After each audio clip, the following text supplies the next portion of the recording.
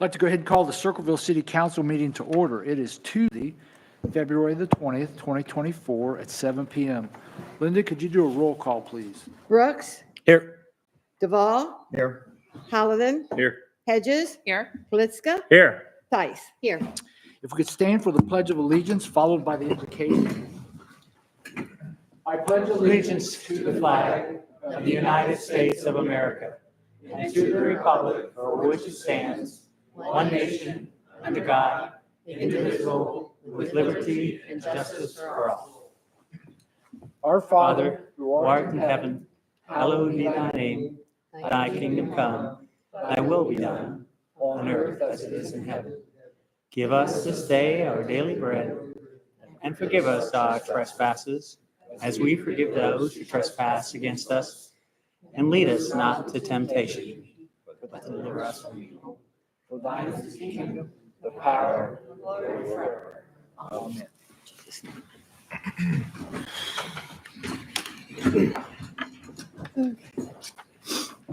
Council, you should have received a copy of the meeting minutes from our city council meeting on February the 6th.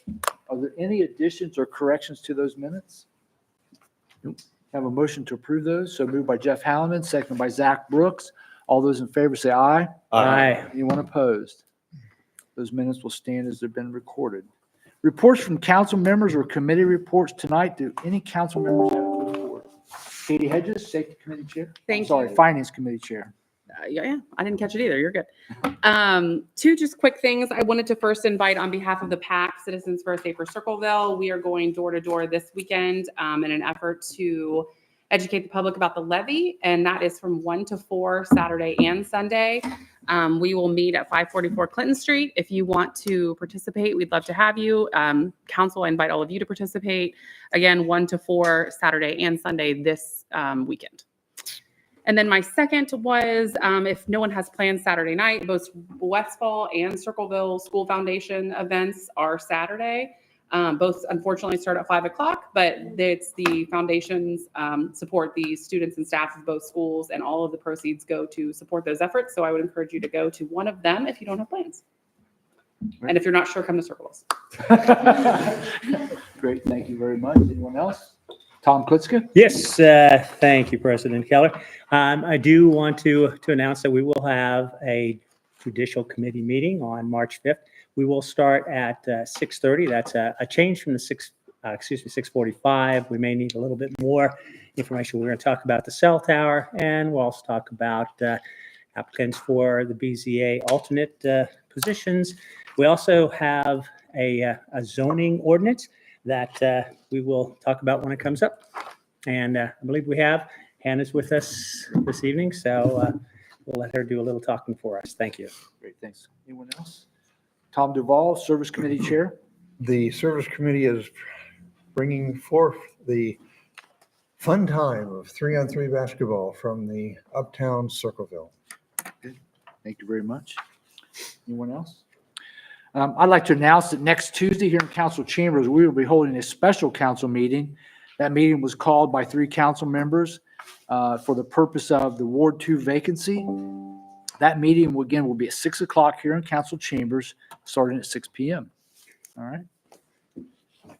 At this point, we have our city officials here that are tonight as city council's guests. We have the law director's office represented, the mayor, and the auditor. Do any of you have a report?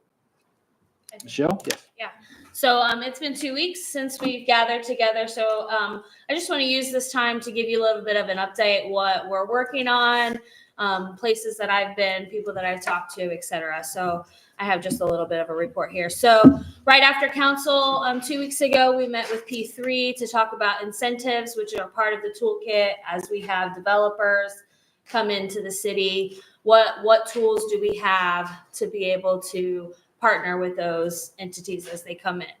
I met with Box 65 just to kind of introduce myself to them and to kind of get an idea of what they did. And they wanted to just make sure that I knew that they weren't necessarily a part of the city, but they provide a service to our safety forces and other people throughout the community. I attended the Inspiration Station open house. That was a great event. If you haven't been out there, please make sure that that you do that in the future. We've had 2 department head meetings since our last council meeting. We met with the Highland Group, which is a developer that's looking at developing property out on 22 East. We have started some extra cybersecurity training. You may see some of that come through your email. Please also know that our technology solutions service does put out test emails for to all of us for phishing. And so please make sure that you're looking at email addresses when you receive an email. Like I think Mark sent something out today about getting something from manager@circlevilloh.gov, which it looks legit, but it's not. So just make sure that you're being vigilant. If you receive something from me and it asks me to provide you a gift card or a credit card, please know that I won't do that through the email, and just call and ask, because we don't want you to be out of money either. And I don't have plans to travel out of the country, so I don't think that I'll be needing money to get back to the United States either. We have had a P3 executive board meeting. That was last week. So the mayor of the city of Circleville is a member of the executive board of P3. So we had that meeting. We are preparing for the grade separation stakeholder meetings. We have a smaller stakeholder meeting next week, and then the all community meeting is coming up at the beginning of March. So that's going to be at Heritage Hall. It's open to the public. We'd love to have everyone come and listen to what the alternatives are and give their feedback. It's a long process. No decision has been made. I know, Linda, you're going to ask me when that is. I think it's March the 5th. What I don't time? want to move my phone to go to my calendar, but I'll get that for you by the end of the meeting. Prepping for tonight's meeting. So going through, working with the entities throughout the offices who are implementing these ordinances. Katie took one of my upcoming events, Raise Your Paw, this weekend. OCU is having a 5K using the Roundtown Trail and the loop around OCU. March is coming up pretty quickly, and the Board of Developmental Disabilities has a whole list of events that we're going to be putting out through social media. Specifically put on your calendar, March the 21st is Rock Your Socks Day. And so this is really a creative way for people to get involved and show their creative socks. So remember, March the 21st, Rock Your Socks Day. I also attended the training with the Pickaway County EMA office. That was 4 hours on a Saturday, learning about my role in the event of an emergency or a natural disaster, and what that looks like with our safety forces. The difference between an incident and an event, there is a difference. So an incident is something that's not planned. So that would be like a tornado or a flood, whereas an event is something that's planned. And so that's like the pumpkin show, the Asheville 4th, and things like that, both of which require some sort of planning to happen before. For your situational awareness, as council members, we are a member of MORPC. MORPC has a Planning Together Local Governments and Schools event that's coming up on Tuesday, February 27th. You can attend in person, or you can attend via like Zoom or WebEx. There is a registration, so if you go to their website and go to events, you can find that. Today was the Homelessness Initiative meeting. About 40 people gathered at Community United Methodist Church to talk about homelessness. I'm sure you're aware that there was a homeless count a few weeks ago. It was done on the coldest night of the year to date. There were 250 children from the age of 0 to 18 who were considered homeless as of that date. Their definition of homeless is even couch surfing, living with a relative. So it's a much broader, it isn't a living on the street type homeless. There were 10 to 12 people who were living on the land. We came across at least 4 or 5 of them when I was out with PICA. There were 8 families living in cars. There are 30 people living in hotel long-term. And there's about 100 homeless if you don't count children.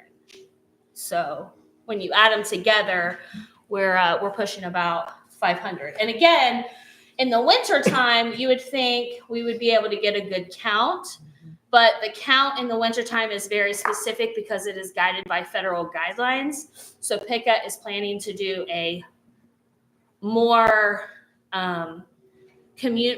broad community specific count in the summer. So be on the lookout for that information coming. Talked about all kinds of different things in that meeting today.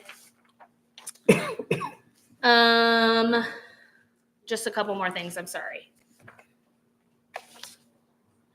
We got an email from a citizen who wanted to let us know that they were very thankful for the upgrades to the bell tower. He said that it draws attention to the building driving downtown, and the correct people need to be thanked. The service director and his department oversaw the project, but city council approved the funding. He said, people don't just call you up anymore to thank you for something nice like this. And he is aware we usually get calls about bad things. So he wanted to be different. So that was a positive call.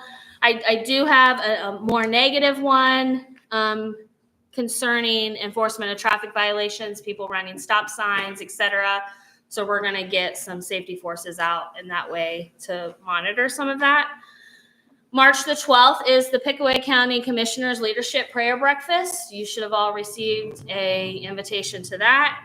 Foundation for Youth is having an Easter egg hunt on March the 23rd. It's going to be in PICA's backyard. So be mindful of that. It'll be here before you know it. That's all I have for my report. Good. Thank you, Michelle. And thanks to Councilperson Klitschko. That open house for the grade separation is March the 5th, 2024, 5:30 to 7:30 p.m. at Heritage Hall. Great. You're welcome. Thank you. Anyone else? Mark? I actually have my annual report that I submitted to Linda for today. Good. Anyone else? You good? Okay. Does anybody have questions for the city officials that are here this evening? No? All right. We're at the portion of the meeting where we take people who'd like to address city council. Tonight, would anybody like to come to the podium and address city council? When you come to the podium, if you please give us your name and your address. The clerk will keep track of your time. You have 5 minutes. And just be reminded that the meeting is recorded and also on CGTV5. So give us your name and your address. Okay, it's William Haddix and 531 East Union. And a couple of things. First off, right behind the house, used to be the old railroad tracks there. I was up there just a couple of days ago, and the path itself, a lot of people walk their dogs up there. It's not too bad, but along each side of the bank people are literally dumping their bags of trash up there. I counted at least, 8 or 10 Kroger shopping carts, bed mattresses. There's been a few fires up there. I actually put one out myself. So it's getting pretty bad. And, a lot of the neighbors don't want to clean it because we just don't know, could be needles or who knows. So I think somebody needs to take a look at it and try to figure some way out to get it clean. I don't know if somebody else has been up there or what, but like I said, the path itself is not too bad, but you can see on both sides, it's approaching the path quite well. But like I said, it's a lot of just bags of trash and not sure where it's all coming from, but it doesn't look like typical stuff from some of the homeless that might have been there. It just looks like people around just throwing trash up there. Okay. And the other thing I wanted to ask, because people's been asking me, has anything been moved forward with the city looking to hire a trapper? Because I am a certified nuisance trapper myself, and I've had people have called me wanting, different jobs done. And they have asked, has the city done anything? And I know when it was talked about last year, there was some, discussion on how to go about pricing it and different things. And I've got some friends, Northern Ohio, that do that for their cities. And I was just going to pass along the way they kind of run it is they set a price, and then each household was allowed 2 calls. So 2 animal removals per household, kind of a first come, first served basis. Then if they want any more than that, they can pay on their own or whatever. But at least that kept any one residence from abusing the system and, getting all the money ran out before people had a chance to get some problems taken care of. Because I had spoken with some biologists and things from Ohio State and other areas around, and some veterinarians as well. And the people that was here last year with the raccoon issue, I've come to the conclusion that the reason for a lot of their problems as far as the violent nature of those animals, which is not normal, the General Electric facility that was tore down, I've spoken with some people that retired from there, was heavily polluted with mercury. And with the mercury being contaminated in that property, that can cause the animals to have the behavior. It's the old Mad Hatter disease that, affected humans. Well, it can also do that with a lot of animals as well. And they're saying that without testing, they can't say for sure, but it seems like that's a pretty valid reasoning why it would be concentrated in that area versus other areas in town. I've dealt with a lot of those type of animals, and normally they're not in a violent nature at all. But in that case, those people were having quite a time with it. So that was the best I could kind of come up with as to a reason for that issue. But I think it, needs looked at, because like I said, a lot of the people that I had talked to that are retired from there was talking about how many hundreds and hundreds of pounds of mercury that were used, stored there. They had 2 ponds in the back that I know were over 50% mercury. So something needs to be looked at in that regard, plus for any future planning, whatever might be done with the property. I wouldn't want to see somebody, end up trying to build housing on it in the current state that it's in. Because then that could potentially, I guess, put the city at some liability too for not having something checked out ahead of time to make sure it's safe. Wayne, thank you very much. I'll tell you that I know the mayor's taking notes about your trash complaint and where that's at. And as Okay. far as the trapping, that has been discussed in committee. It was last year's administration Right. working on trying to work out the regulations, rules, and how we would go about doing that. Nothing has been moved forward yet. Okay. So just stay tuned on that. Okay. Eventually, Now, I know that it was mentioned in the past that once that is finalized, that it would be open for kind of a bid because of the amount of money. So once that is in place, how does an individual like myself find where the bid, you would have to go next door to the administration building and they can Okay. help you with that information. So will it be published anywhere once that process is started? Once there's a process established, and Right. if we have to pass legislation, that will all be done in a public meeting. You'll be aware. Okay. All right. Appreciate it. Great, thanks. thanks. President Keller, Yes, sir. simply stated, we were in the process of finalizing that, and our safety director quit. And that he was at the point of determining how that whole process would be facilitated and whether we would be one person or several people or however. And so we're waiting for a new safety director to move forward on that. Yeah. I know we're in that transition period of a new administration. And we can start that now. Good. Anyone else? Director, new safety director, new mayor. We can move forward with that. Anyone else like to address city council this evening? Okay. Linda, do we have any communications this evening? Yes, sir, we have 2. The city auditor submitted his, preliminary annual report office of the auditors to city council members, and it was emailed out. And we had a letter from Josh Ford dated February 7th regarding apology to city council. Council, I have a motion to place this communications on file.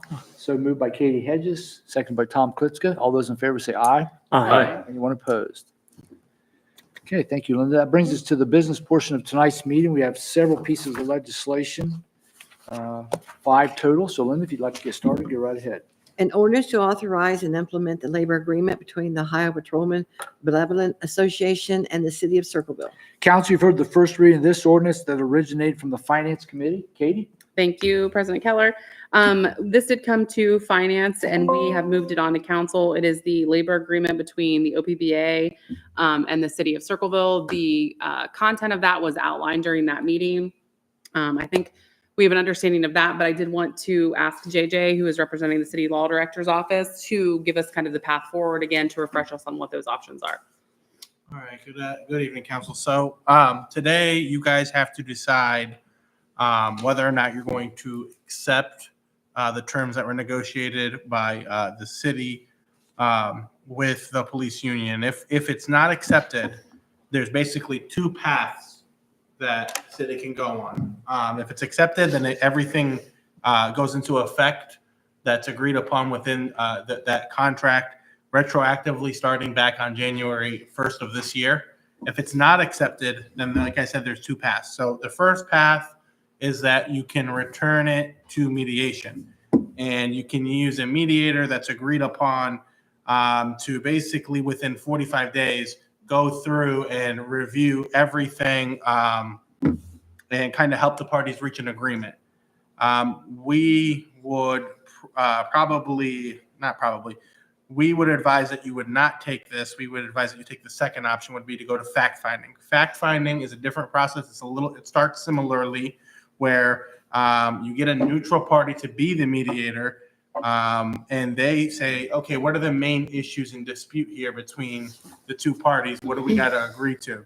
The fact finder is appointed, and then they go ahead and they start mediating it. If the mediation does not work, the fact finder then will have a hearing. So both sides will have an opportunity to put on evidence, put on statistics, whatever else they want to use to make their case.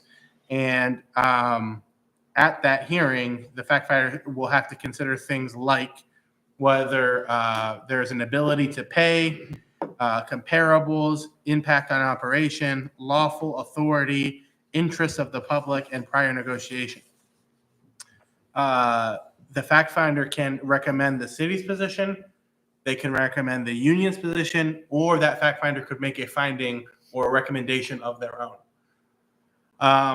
After that recommendation comes out, it's issued in a report. Both sides, being both you guys, the city council, and the union, will have 7 days to either accept and reject the recommendations. Council has to reject by a 3/5 vote of its total membership. If neither side rejects at that point, then the recommendations are essentially agreed upon, and the collective bargaining agreement will be executed. If they're not agreed upon, then they have to publicize the findings of fact and the recommendations. And if either party rejects the report for safety reasons, the parties can then move forward to what we would call a binding conciliation. At that process, it's very similar to the last process with the fact finder, except that this person can basically choose between the last best offers between the 2 parties, and basically the same thing happens absent an agreement. However, the consolidator can't award a wage increase in the year in which they are appointed, and that's kind of where things stand. So in summary, for purposes of tonight, we have the option to vote yes, and it comes into effect. We have the option to vote no and return it to mediation, or we have the third option of voting no and taking it to fact finding. Correct. Okay, so those are the 3 options that we have. Anyone else have questions? Does that make sense? Sure. Thank you. Is everybody clear on what the differences are with this contract in terms of what the terms are, what was asked, and what the tentative agreement is? All of council was aware, or all of council was at the meeting where it was discussed. Okay. Yes. Can we review those terms again here? Is that appropriate to do in council? JJ? I would advise no. Okay. So we make a decision. We'd have to Okay, go. I was to- gonna say, I didn't think probably, that yeah, was- We'd have to okay. go to executive session probably Because we were all at the other meeting, that's why Right, we that's went this fine. route. Is there a motion?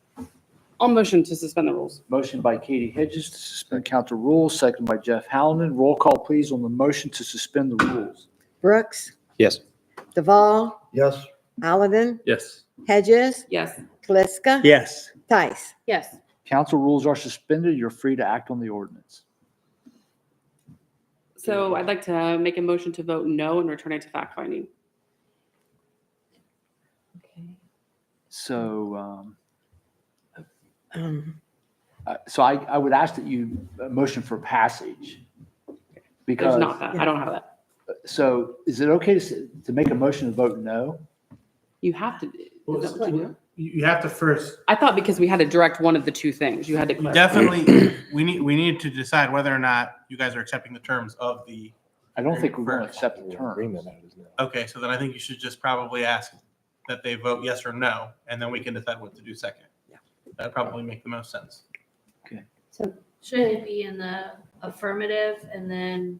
So I motion already for know. passage. See, I was saying, normally you would vote for passage, but then if everybody votes no, it goes down. Correct. Yeah, you can do it that way. But how do we clarify to JJ what the option is? Well, then we would have to after it gets denied, we'd have to choose to vote Yeah, as long as we can do that. that other side. Sure. So, So am I I withdraw mine. am I understanding correctly that you are recommending as the finance chairman that this is not approved? No matter how the motion's stating, you're recommending that we. That is not my approve. personal Yes, recommendation, okay. yes. But the motion should be, generally, all motions should be made in the positive, motion for passage, and then. So like I it's a said, I no vote. withdraw Okay, mine. Sure, I'll sure. make the motion for passage. So Lindsay, you got Katie withdrew her motion. Yes. Okay. Jeff Hallen is motion for passage, seconded by Zach Brooks. So we're going to do a roll call on the motion for passage. Yes. Duval, no, Hallinan, Yes. Hedges, No. Klitska, No. Tice, No, Brooks. No. So the ordinance fails. Mhm. So as far as your direction, So as far as my direction, Mr. Council President, the city council now needs to decide what is the next best option. So the two options are to send it right back to mediation, where the two sides again can meet with a mediator and try to discuss how to better come up with terms that both parties can live with. Or we can basically essentially skip that step and go right into fact finding. And the reason I advise that that's the route you would choose to go here is because the fact finder still has the ability to start their process by mediating it anyway. So there's not really a reason to drag it on with a mediator at first. so can we just do that through a voice vote? Yes. Because there's no legislation, so it's Correct. just a voice vote. So could I have a motion to advise the law director's office to go to fact finding for the negotiations with the OPPA? So moved by Katie Hedges, seconded by Jeff Hallinan. Roll call, please, on the motion to go to fact finding. Okay. Hallinan, Yes. Hedges, Yes. Klitska, Yes. Tice, yes, Brooks, Yes. and Duval. yes, Okay, there you go. Thank you. Yep. Next ordinance? An ordinance amending the annual appropriation ordinance in the municipal court special docket grant, Fund 266 of the city of Circleville. Council, you've heard the first reading of this ordinance, again originating from the Finance Committee. Katie? Thank you, President Keller. This came from the February 6th Finance Committee, and it is essentially returning unspent funds from the municipal court that was given through a grant. Why they were unspent was a question that was brought up at the Finance Committee, and I think there were some extenuating circumstances that they were not able to use the entire grant in the timely fashion. So all of this is just essentially a housekeeping ordinance, putting those funds back. Okay, very good. Any other questions or comments? Is there a motion? Motion to suspend the rules. Motion to suspend the rules by Katie Hedges, seconded by Sherry Tice. Roll calls, please, on the motion to suspend council rules. Hedges, Yes. Klitska, Yes. Tice, yes, Brooks, Yes. Duvall, Yes. Halladin. Yes. Council rules are suspended. Motion for passage. Motion for passage by Jeff Hallinan, seconded by Tom Klitzka. Roll call, please, on the motion for passage. Klitschko, Yes. Tice, Yes. Brooks, Yes. Duvall, Yes. Halladin, Yes. Hedges. Yes. The ordinance passes. Ordinance number 0214, 2024. And, excuse me, an ordinance amending the City of Circleville zoning code to make certain changes and additions to the zoning and declaring an emergency.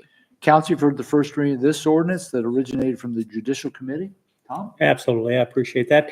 It did come from our committee itself. I think this Wynn has been busy upgrading our codes, and if we could ask her to come up to the podium and to address any questions that any fellow council members may have, I would appreciate it. Hannah, thank you for being here. Of course.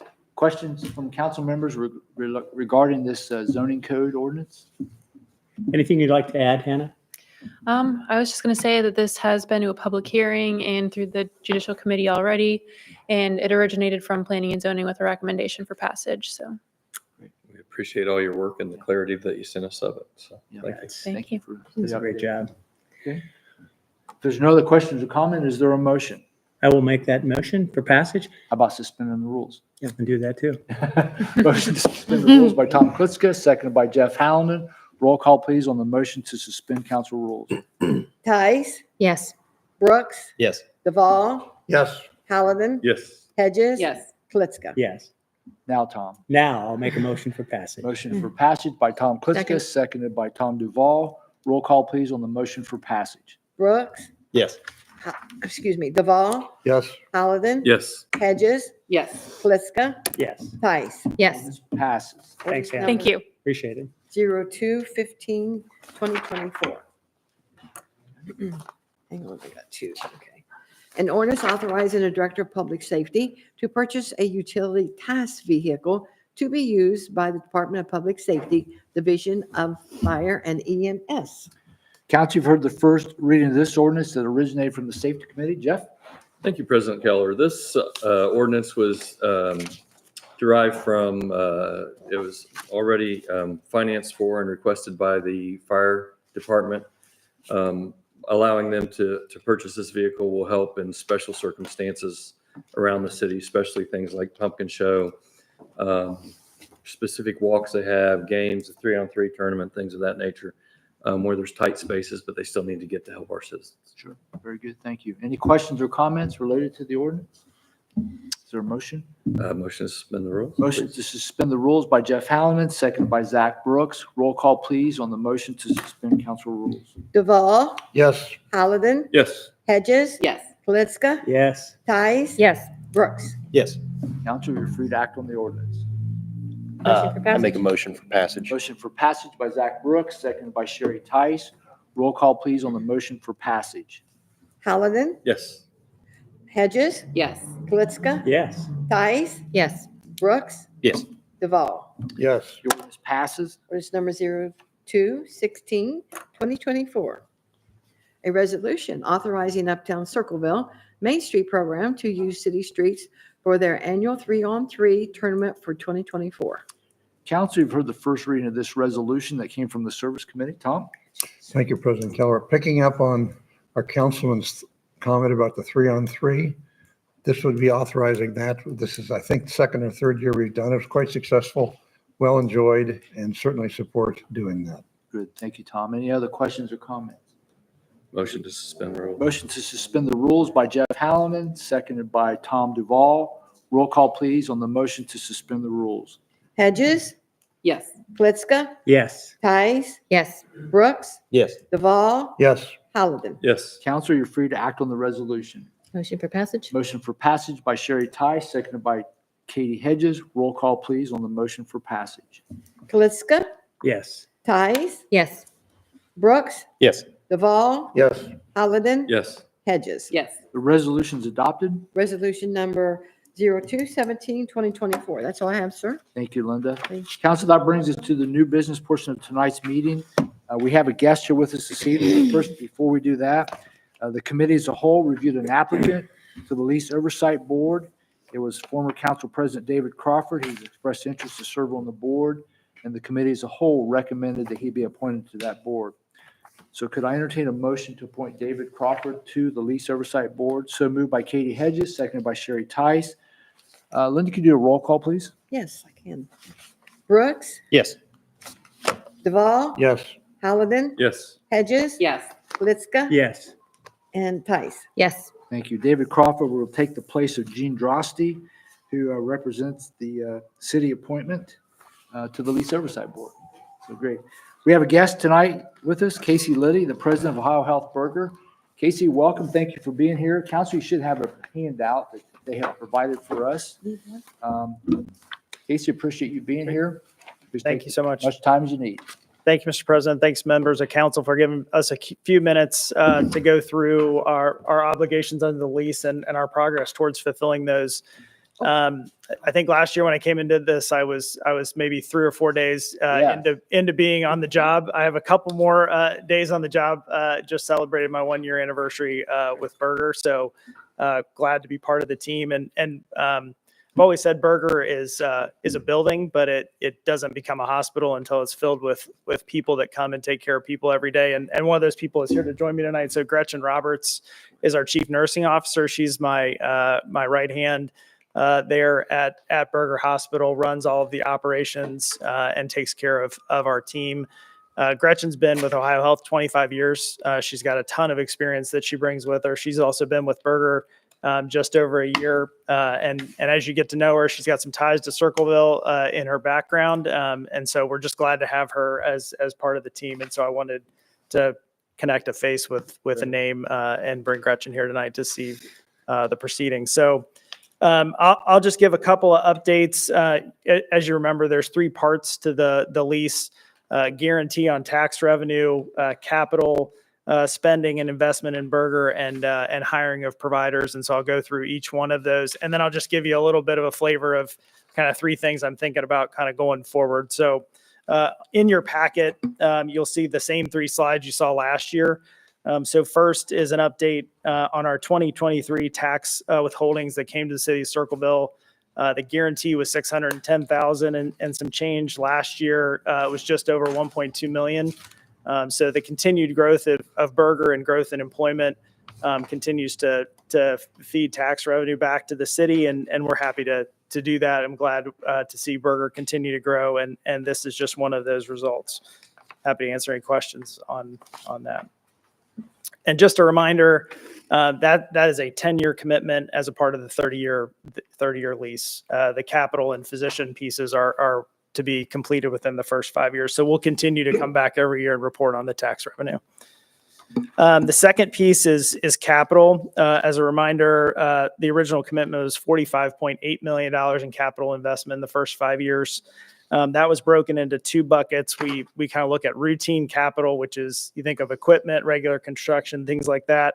And then threshold items, boilers, chillers, the big stuff that keeps us running every single day. So I'll draw your attention to FY24. The strategic balance on the top under routine is $617,000. That is all that's left to be allocated. We have a number of projects that are in line to spend that money. We're just waiting on final quotes to tell you how those are allocated. And then down at the bottom, the $2.9 million that's remaining in threshold is allocated to a project I'm going to talk about here in a minute that we just got approved. So a couple of updates around capital.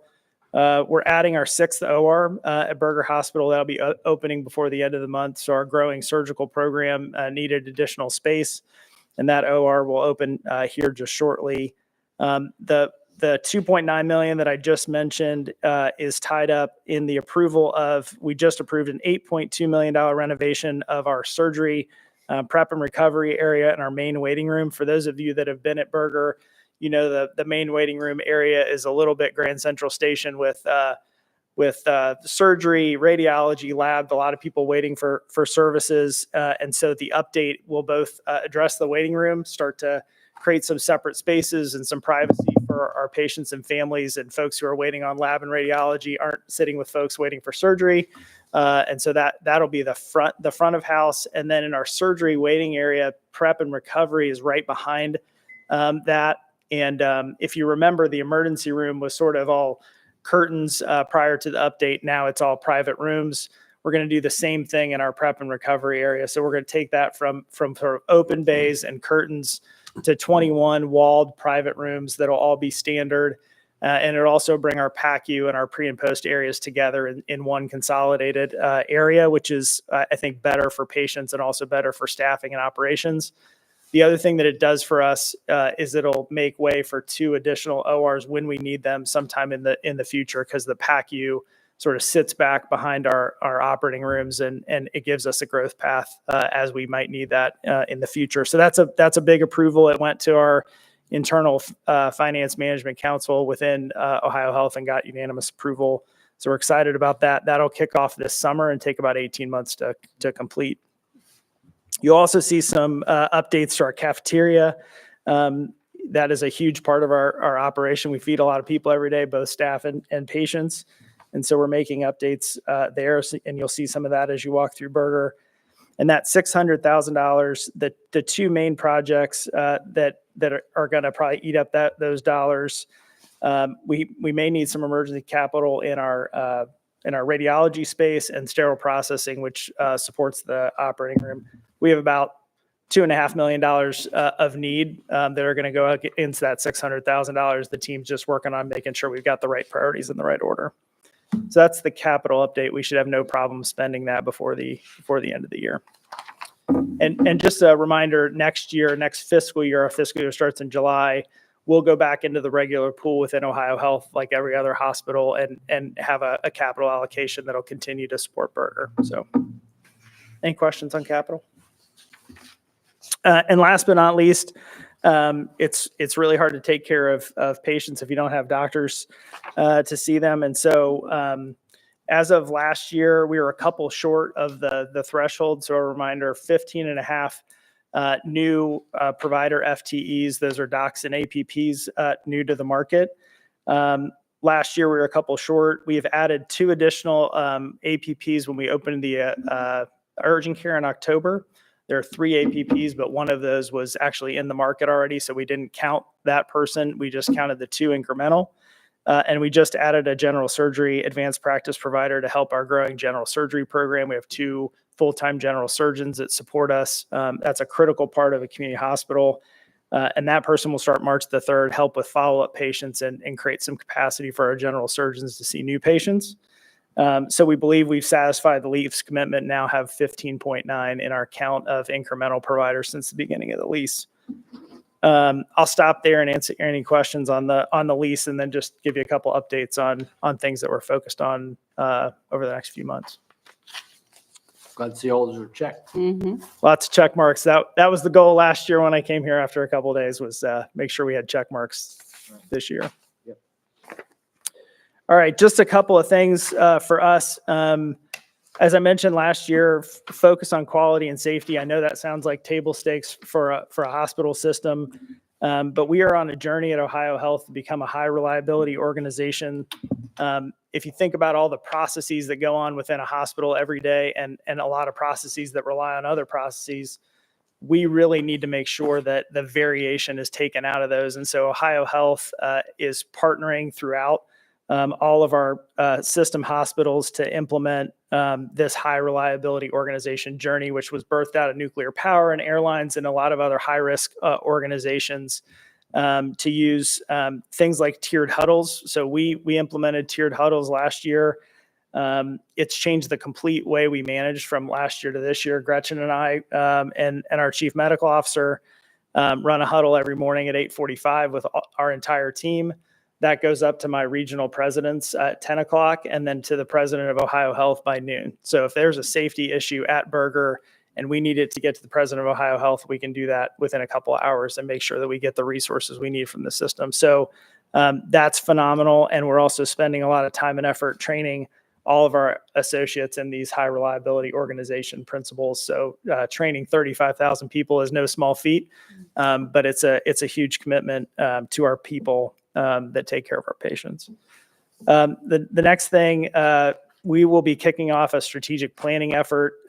We've been working on fulfilling the commitments in the lease, but we've got to also say, well, where do we go the next 5 years? And so Ohio Health will be supporting Burger in a strategic planning effort that should start in the March-April timeframe. Michelle and I and others around whoever will listen and talk to me about it. I'd love to have opportunities to engage the community in that effort about where do we go next. What are the gaps in care that we see? Where do we want to make investments and bring that into that process? Obviously, Ohio Health's got a lot of resources. We look at a lot of data. We do a lot of planning around hospitals, but it's really important for us to get the community feedback on what you see and what we should be thinking about. So that's just a heads up and planting a seed. Think about places where we should be reaching out and where you'd like us to connect in that process, which probably will take the better part of 6 to 9 months once we kick it off. So, and then I'm happy to come back and share too the outcome of those plans and tell you where we're headed.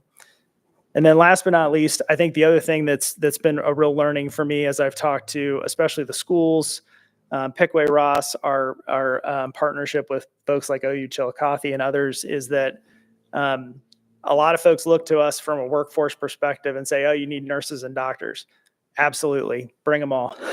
I'll hire anyone you can send us, but I also need every other job that you can think of. So Burger, I think, is a really great opportunity for us to be a workforce partner, not just in the clinical areas, but I've got folks in protective services. I've got folks in food service. I've got folks in EVS. I've got folks that do HVAC on the biggest boilers and chillers that you've ever seen that are in our basement. So I need everybody, and there are lots of opportunities for us to help people get into careers, use our tuition reimbursement to advance their careers. So depending on what people are interested in, there are definitely paths for people from a workforce perspective. And so one of the things that we're doing, this was asked for by the schools, but our HR team turned around kind of one-page cards that say, hey, you want to be a radiology technologist? Here's what it takes to do that. Here's the training that takes, and here's the jobs that are available.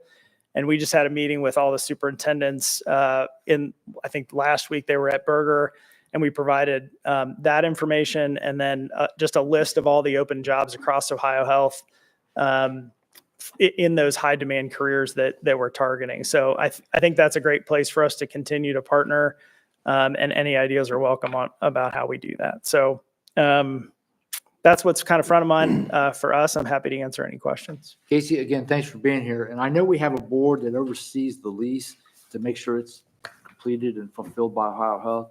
But you touch on a good point, is the future of the hospital. The future of the hospital in Circleville and Pickaway County. So yeah, when you get ready to have those team meetings or brainstorming session, please just send an invite to me or what, and I'll try to see if we got council members or people that like to be a part of that. Because we look at Burger as one of our greatest employers in the city, and we need you to be strong and successful in Circleville. So absolutely. Well, I appreciate that opportunity to partner and another linkage. Michelle is going to join the governance council. So that's our other board that kind of looks at that daily operations over and above the lease. So that'll be a good linkage to have the mayor. The mayor's been a person who's always been on the governance council for Burger. And so we look forward to having her join us and be another linkage point for that. So I think the more the merrier as we get going on this planning process. So. And again, please reach out and we'll try to get some people to be a part of that. Great. Secondly, as you know, you're always welcome here. Please come back anytime you want. Don't wait another year if you don't come back. And council, anybody got questions for Casey while he's here? I don't have a question, but I just would like to say thank you for all you do.